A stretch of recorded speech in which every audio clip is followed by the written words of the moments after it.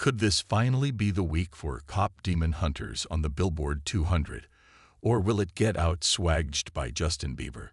In this week's The Contenders, Cop Demon Hunters takes its best shot at grabbing the No.1 spot, but now it also has to fend off an extra 23 tracks worth of Bieber's swag.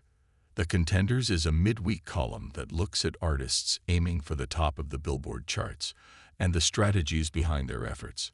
This week, for the upcoming Billboard 200 dated September 21, we look at the chances for Cop Demon Hunters to finally take its victory lap on the album's chart, if it can hold off a pop superstar's surprise new release/re-release. Cop Demon Hunters soundtrack, Visva/Republic. It's remarkable both that we're still talking about Cop Demon Hunters as a chart-topping contender nearly 3 months after its initial Netflix release, and also somewhat remarkable that after owning pop culture for close to the entire summer, the soundtrack still hasn't reached the Billboard 200's top spot. For most of that time, of course, it was stuck behind Morgan Wallen's 13-week No.1 on The Problem, but it finally snuck past that behemoth on last week's chart, only to then get lapped by a pair of 300K-plus bowing albums in consecutive weeks, Stray Kids' Karma and Sabrina Carpenter's Man's Best Friend.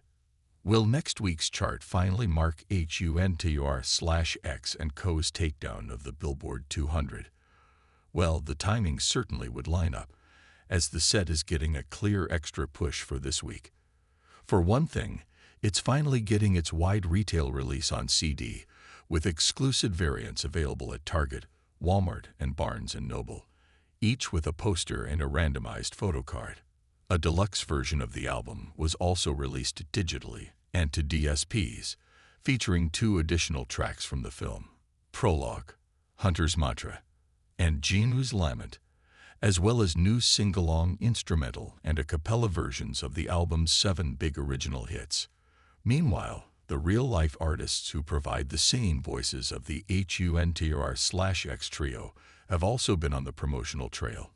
EJAE, Audrey Nuna, and Ray Amy made a live in-store appearance at a Barnes & Noble in Manhattan on Saturday to sign CDs and take some photos.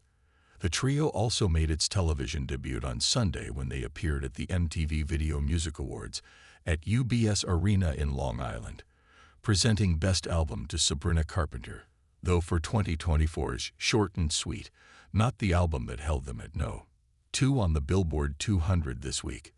Could it add up to the album at long last reaching No.1 in its 12th week on the chart?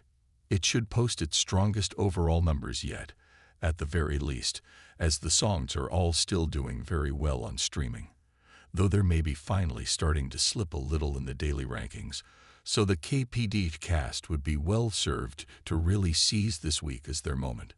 Justin Bieber, Swag, ILE/Def Jam. While the lane has finally opened for Cop Demon Hunters on the Billboard 200, another speed demon from the Republic family is zooming in from out of nowhere to try to pass it. 2 months after first mixing it up with the Cop Demon Hunters cast on the chart with his surprise Swag release, both fell behind on The Problem at the time, though Swag got the edge for No.2. Justin Bieber is back with 23 new tracks worth of the stuff, with another new surprise release called, wait for it, Swag II. While a 23-track brand new Justin Bieber project would always be a release to take seriously on the Billboard 200, Swag II throws an extra wrench into the proceedings.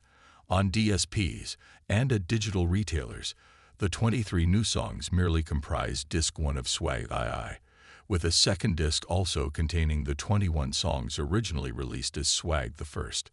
So Swag II is essentially less a totally new album than a super mega deluxe reissue of its predecessor, akin to how SZA's Lana release at the very end of 2024 was actually an expanded redo of her SOS.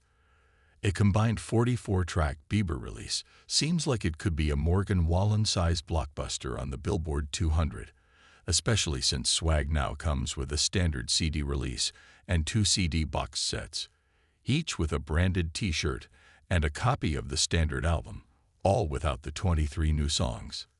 However, while Daisies and Yukon from the original swag are still performing quite well across streaming, the newly released songs have not had much streaming impact thus far.